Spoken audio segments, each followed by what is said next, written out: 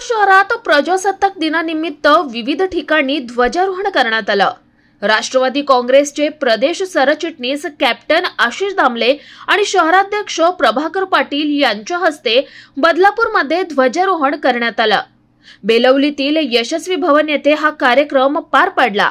ध्वजारोहण झाल्यानंतर राष्ट्रगीताचं वाचनही यावेळी करण्यात आलं। यावेळी राष्ट्रवादी काँग्रेसचे सर्व पदाधिकारी, कार्यकर्ते आणि परिसरातील नागरिक उपस्थित होते।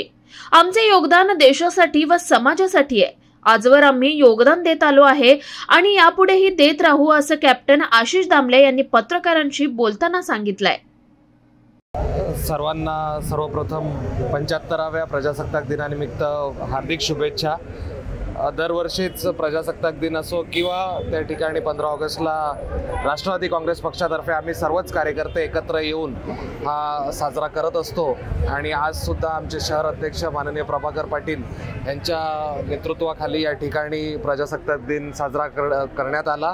आपल्या सर्वांनाच माहिती आहे, गेल्या काही दिवसांमध्ये आपल्या देशात एक फार छान वातावरण निर्माण झालेलं आहे आणि आमची सगळ्यांची संघटित शक्ती ही राष्ट्र निर्माणासाठी त्या ठिकाणी लागो, याच सद्भावनेने त्या ठिकाणी आम्ही सगळेच जण, तरुण असतील, महिला असतील आणि ज्येष्ठ असतील, हे सगळेजण आपलं योगदान हे आपल्या समाजासाठी, आपल्या देशासाठी आणि आपल्या महाराष्ट्रासाठी लागो, याच सदिच्छेने आज सगळे या ठिकाणी एकत्र जमलोय।